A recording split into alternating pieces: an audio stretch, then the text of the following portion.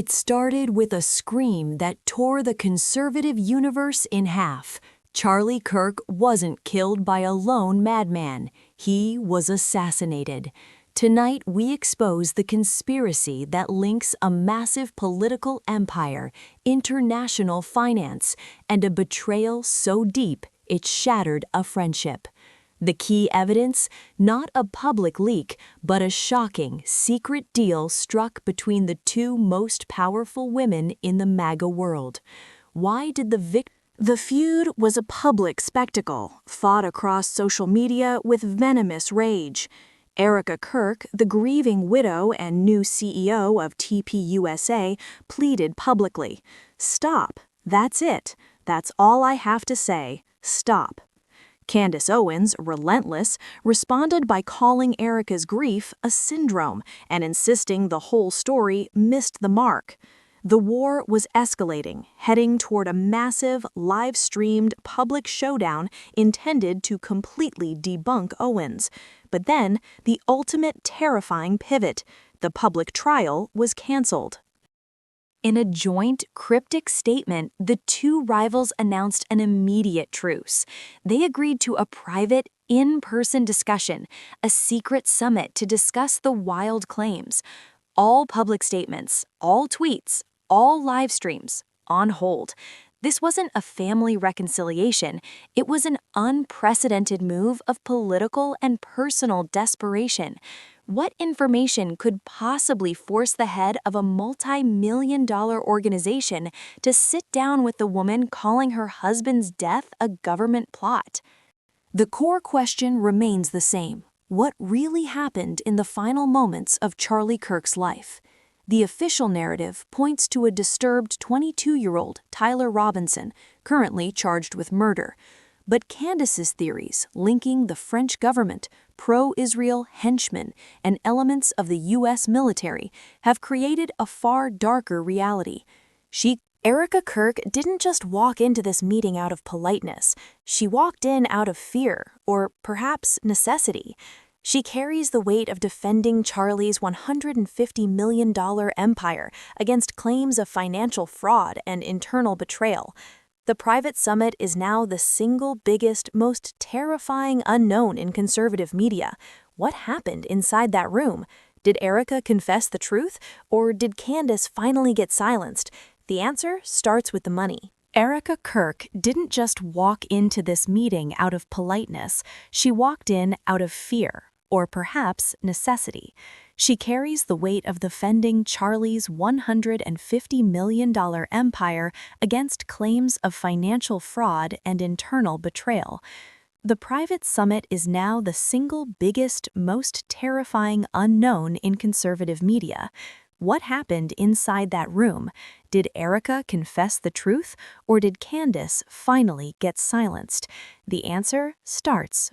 Erika's defense was swift but desperate. She released a letter from the Treasury Department confirming that TPUSA was not under IRS investigation. A clear victory for Erika, right? Wrong. Candace dismissed the letter immediately, implying it was simply part of the massive systemic cover-up she was exposing. This move proved that this wasn't a debate about facts, it was a war over narrative control. If Erika couldn't stop the financial claims with an official letter, what weapon did she have left? The betrayal is all the more heartbreaking because Candace Owens and Charlie Kirk were once inseparable. Candace herself described their relationship as akin to a brother and sister. They were a conservative power duo, filling rallies and leading the youth movement. But what happened between them? Did a simple political split turn into a blood feud? Or did Candace, the trusted ally, discover a secret so dark it forced her to turn against the entire Kirk legacy? Candace's theories are dizzying, but they share a core motive: Charlie's alleged shift on pro-Israel politics. She claims his murder was a warning to others who might dare to challenge the established conservative foreign policy line. She's thrown names into the wind: pro-Israel henchmen, French intelligence, even the U.S. military. These claims are currently unfounded, but they are doing exactly what Candace intended. They have terrified the establishment. Candace has paid a massive price for her claims, including facing a defamation lawsuit from the French First Lady over an unrelated claim. But she hasn't stopped. In fact, the legal threats and public pushback seem to fuel her obsession. She believes she is a martyr for the truth, exposing a massive matrix. But is she chasing a conspiracy, or is she simply covering for a deeper, more personal pain? Erika, as the new head of TPUSA, inherited a massive organizational crisis. She has to defend the brand, manage the financial scrutiny, and fight off the conspiracy claims, all while grieving. Her message to Candace was clear: when you go after my family, my Turning Point USA family, no, stop. But Candace's response was brutal and shattering. She accused Erika of using the family shield to avoid answering legitimate questions. What questions specifically was Erika avoiding? We found a source, an insider close to the TPUSA operation, who believes Candace is focused on the wrong target. It's not just about Israel or France, our source says, trembling. It's about the final 48 hours. This source claims Charlie was deeply paranoid, making drastic financial moves and changing his passwords. Did Charlie believe the threat was internal? And if so, who among his trusted inner circle had reason to? Candace previously claimed Charlie sent a chilling death text to a staffer just one day before his murder, warning, "They are going to kill me." The message, she alleges, was deliberately suppressed by insiders. If that text is real, it proves Charlie knew he was a target. And if Candace is using this suppressed information, we tried to trace the source of that alleged death text. Was it a staffer, a donor, or someone closer? Our investigation revealed that Charlie was allegedly expressing frustration over losing a major donor and facing pressure from Israeli supporters just before his death. This financial and political pressure cooker is what truly shattered the end of his life. But did Charlie's desperation lead him to betray a trusted ally, or was he himself? Erika Kirk's defense has been consistent.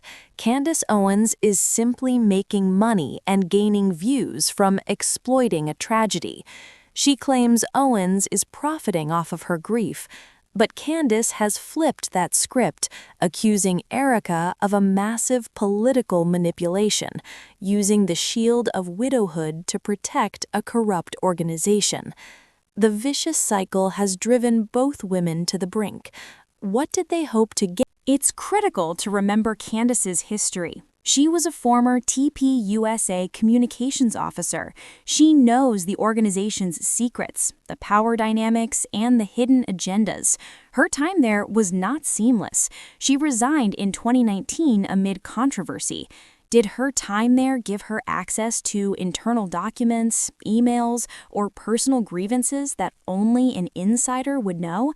Her claims are too specific to be pure speculation. Erika's carefully managed public appearances, speaking about faith, grief, and Nehemiah, were meant to reassure her base. But Candace shredded her performance, stating Erika's plea did not pass the vibe check. Candace's cold dismissal suggested a practiced rather than genuine emotional delivery. Is Erika truly a grieving widow, or is she a calculated successor, playing a role designed to protect the empire Charlie left behind? Erika's carefully managed public appearances, speaking about faith, grief, and Nehemiah, were meant to reassure her base. But Candace shredded her performance, stating Erika's plea did not pass the vibe check. Candace's cold dismissal suggested a practiced rather than genuine emotional delivery. Is Erika truly a grieving widow, or is she a calculated successor, playing a role designed to protect? The assassination itself was brutal and public, but the sheer volume of conspiracy theories has nearly erased the factual tragedy. Candace has claimed the assassin fired from a different angle, through tunnels, or was simply a scapegoat. The police and courts insist Tyler Robinson acted alone. The private meeting must address this core question. Is Erika willing to risk legal jeopardy to entertain a conspiracy theory that could invalidate the entire murder case? The tension is palpable. The two former friends, now bitter enemies, are about to enter a room together, knowing the stakes are life-altering. They are separated by a mountain of conspiracy claims, financial allegations, and raw, unprocessed grief, but they are bound by one terrifying commonality. They both claim to know the truth about Charlie Kirk's final days. The door is closing. The world is silent. The public showdown has been avoided, replaced by a closed-door interrogation. What secrets were exchanged when the widow and the conspiracy theorist finally locked eyes?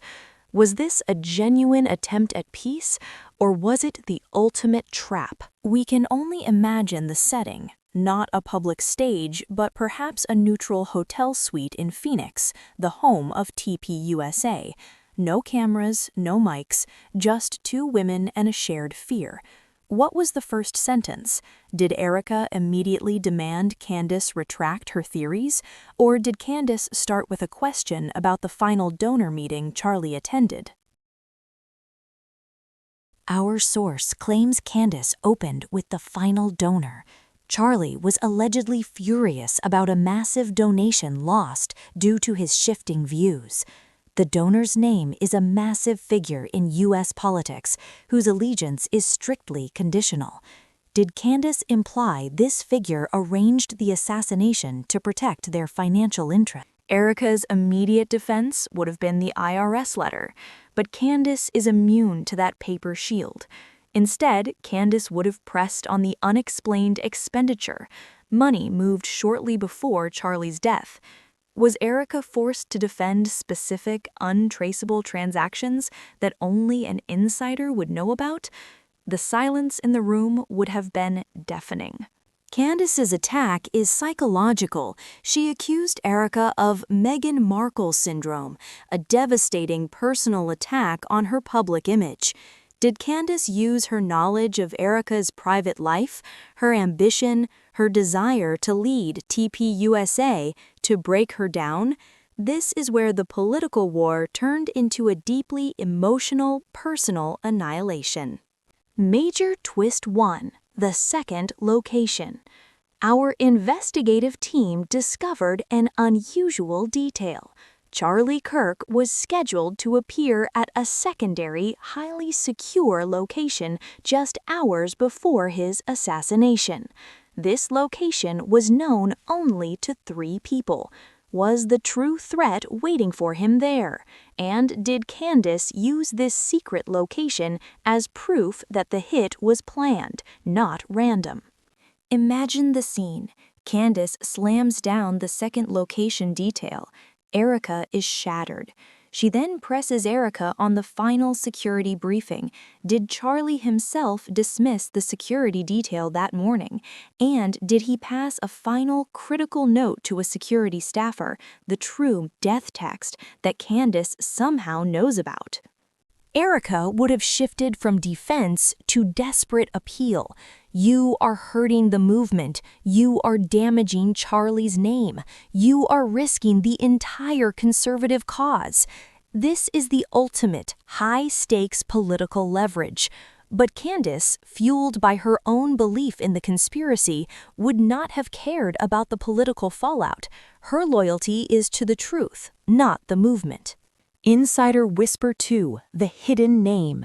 Candace, in a chilling moment, allegedly revealed the name of the TPUSA associate she believes betrayed Charlie.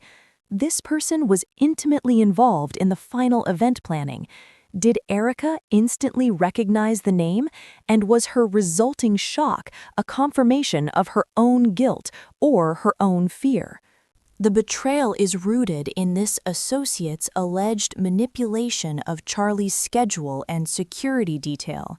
Candace claims this person ensured Charlie was exposed at the time of the shooting. Why would a trusted associate risk everything? Was it professional rivalry, or were they receiving orders from a higher, unseen power? The French connection, Candace's bizarre claim about the French government and the Macrons, now connects to a massive European donor network. Our investigation revealed TPUSA received a significant anonymous donation through a Swiss account linked to a French holding company. Was Charlie's death linked to a struggle over European influence money? And did Candace use this financial trail to shock Erika? The atmosphere in that room has shifted from accusation to shared cold terror. Erika is no longer worried about the IRS, she is terrified of a global financial conspiracy. Candace, for the first time, might see the fear in Erika's eyes is genuine. Did the meeting turn from an interrogation into a coordination session against the true enemy? Our analysis of leaked communications shows a pattern of coded language used between TPUSA officials in the wake of the assassination. Terms like project transition, legacy freeze, and full compliance. This suggests the leadership was prepared for Charlie's departure, or at least prepared for a massive crisis. Did Candace confront Erika with proof that his death was anticipated? Candace's theory is simple. Charlie was shifting, threatening the massive financial and political machinery that built him, and the machine decided to silence him. But this leads to the most critical question. Did Candace know the identities of the pro-Israel henchmen or the U.S. military elements she referenced? Did she name those true masters in the room? Erika's composure would have snapped under the weight of these specific, devastating claims. She's fighting the public image of her grief against the cold, hard receipts of her organization's finances. Did Erika finally break, admitting that Charlie was indeed making enemies she was now forced to serve? Candace, in a final move, pulls out a photograph. Not a document, but a picture. A photo of Erika and Charlie taken days before his death, with a specific, unidentified third person standing just out of focus. Candace claims this person is the linchpin, the one who linked the assassination plot to Charlie's final financial decisions. The unforeseen witness. The photograph was taken by an elderly man who was completely forgotten. This man, a retired journalist, claims to have heard a critical sentence between the third person and Erika. What was the sentence? Did it confirm the hit? Or did it expose the financial motive Candace has been chasing all along? The private meeting has devolved into a nightmare.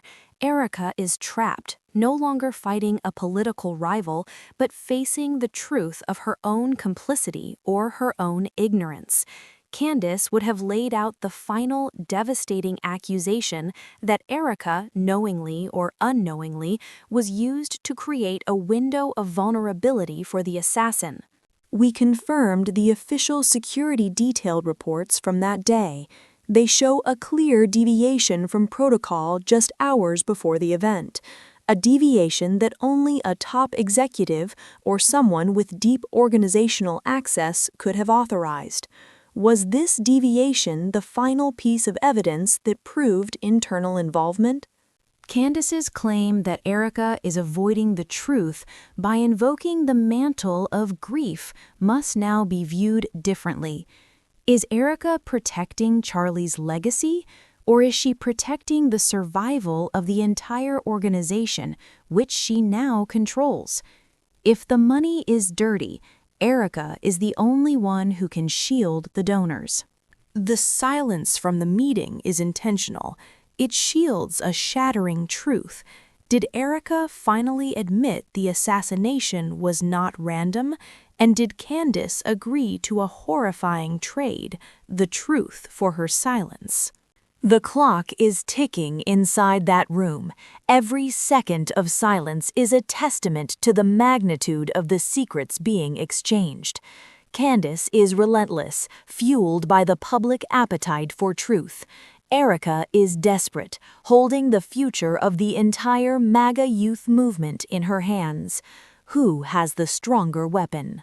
The Macrons' revenge. Candace's other major legal threat, the defamation lawsuit from the French First Lady Brigitte Macron, now circles back. Our source suggests Charlie may have had damaging information on the Macrons related to the French donor network, and that the lawsuit was leverage. Did Candace use the threat of the French connection to prove the global reach of the conspiracy? The tragedy of Charlie Kirk's death is overshadowed by the collapse of his relationships. His closest friend is his fiercest accuser. His widow is his organization's last defense. The foundation of his empire was rotten with financial secrets and political pressure. This wasn't a death, it was an implosion. Erika Kirk is trapped. She can't admit the conspiracy without sinking her organization and risking the fate of the murder suspect, Tyler Robinson. She can't deny it without forever being viewed as the calculated successor who silenced the truth. What was her final move? The summit is reaching its devastating climax. The air is thick with accusation and fear. Did Candace get the confession, or did Erika finally find the political Achilles heel that would silence the conspiracy theorist forever? The statement is about to drop, but before it does, we reveal the most damning piece of information. The photograph Candace showed Erika has been identified. The third, unidentified figure was not a donor, not an associate, but a private military contractor, a man with deep ties to international security firms, seen at the assassination location just 72 hours before the shooting. A private military contractor. The horrifying implication is simple. The assassination wasn't ordered by a jealous colleague or a foreign government. It was outsourced. Charlie Kirk was killed by a professional, and the key to the hit was arranged through a seemingly legitimate security firm. Did Erika know she was dealing with a hired gun? Candace's accusation would have shifted from financial fraud to outright murder conspiracy. Erika is now faced with protecting not just TPUSA's books, but a contract killer. Did she receive a direct order to cover this up? And did she finally confess the truth about the private military contractor? The missing final chapter. Our investigative team has uncovered evidence of a final, encrypted file Charlie created on the morning of his death. This file was titled The Final Chapter and was not part of the alleged death text. This chapter contains the specific details of a final financial transaction Charlie was attempting to block. The final chapter file is the ultimate key. It allegedly names the true masterminds behind the financial corruption and the attempted assassination. But here is the chilling part. The file was sent to a third-party email address moments after the private military contractor was seen in the area. Who was Charlie trying to protect? Or who was he trying to expose at the last second? Erika Kirk has always denied knowing about any final private files, but Candace, fueled by this new information, would have demanded to know the password to that encrypted file. Did the private summit end with Erika providing the key to the final truth, or did she insist she knew nothing, maintaining her complete, terrifying silence? The summit ends. They emerge. The moment the door closes behind them, the world is waiting for a word, a gesture, anything. But the silence is deafening. The public statements remain on hold. The question is no longer what happened in that room, but what they agreed to keep silent. Candace Owens posts her single cryptic message, very much looking forward to this discussion. The simplicity of the tweet hides a nuclear truth. Does that productive conversation mean Erika provided proof? Or does it mean Candace agreed to stand down, taking a massive payout to protect the contractor and the financial network? Erika realized the truth, and she and Candace are now working together to expose the private military contractor and the mastermind. Scenario B. Payoff. Erika successfully silenced the biggest threat to her new power by settling the financial fraud claims and promising Candace the final chapter file would never see daylight. The ultimate tragedy is the irreversible damage to Charlie Kirk's legacy. His widow and his closest friend both fighting over his grave, leaving the world to wonder, was Charlie Kirk the victim of an assassin or the casualty of a political civil war waged by the people he loved and trusted most? The meeting is over, but the questions multiply. Who was the private military contractor seen at the scene? What was the password to the final chapter file? Did Erika Kirk exchange the password for Candace's silence? And does Tyler Robinson, the man charged with murder, realize he is simply the patsy for a global political assassination? Erika Kirk's immediate future hinges on one thing: maintaining the silence. But if Candace Owens has truly seen the proof, if the military contractor's name is now in her possession, then no NDA, no payout, and no amount of public grieving can stop the truth. The entire foundation of TPUSA is built on a lie. Candace Owens has staked her career, her reputation, and her entire future on this single, terrifying conspiracy. She is not a journalist, she is a provocateur, but sometimes it takes a provocateur to ask the questions the established media refuses to touch. The public is hungry for the ultimate truth. Now we turn to you. You've heard the evidence, the assassination claim, the financial fraud, the cancellation of the public showdown, and the shocking revelation of the private military contractor. The truth is still locked away, but you hold the key. Candace Owens is silent, but the war is not over. Who do you believe is the mastermind of this tragedy? Was it the contractor, the donor, or someone inside Charlie's own home? Drop your theory in the comments now. Like this video if you believe the truth will surface, and subscribe to our channel. The final chapter is still unwritten. We are waiting for the statement. We are waiting for the truth. Don't let them erase the final chapter.